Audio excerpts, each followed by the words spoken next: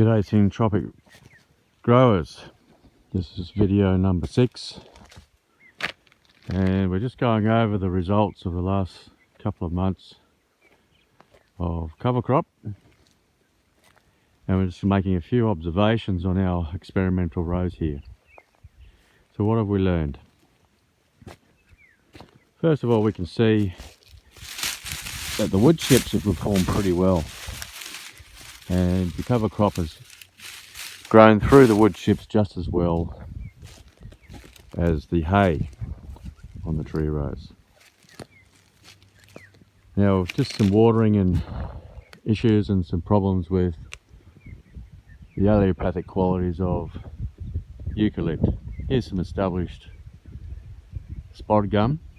I've taken some of them down. As you can see, we've wood chipped some of the branches over there onto this row here, but the oil is dropping during this time that the trees drop their seeds, just to protect their babies.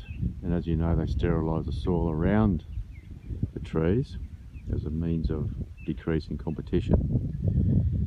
The soil around the spotted gum here is quite bare compared to the more grassy areas over there, and it's had an effect on just the area just underneath the previous overhanging branches. So we can see over here, these bare patches, the cover crop didn't take off so well, and I'm blaming the allelopathic qualities of the eucalypt oil. So the lesson here is, if you have mature eucalypts near your rows, perhaps take them all down. Wood chip the branches and leaf litter, don't waste it. Use the poles for fencing, waste nothing, don't burn it off, use it. Any other branches that don't fit into those categories can just be lined up along the gutters of your rows. Now here we see the oats starting to brown off. It's springtime now, and oats is a winter cover crop along with the vetch. The vetch is still doing well, as you can see, purple flowers. Trees are coming on fine, they're starting to produce their little buds.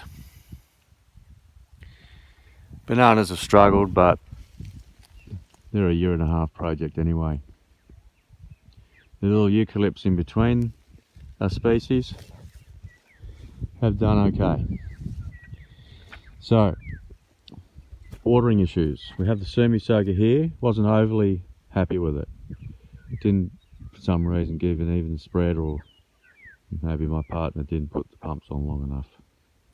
So next time, to get a better germination for the cover crop, I will use overhead sprinklers and just throw a line of those down the centre between, in the middle of 3 rows.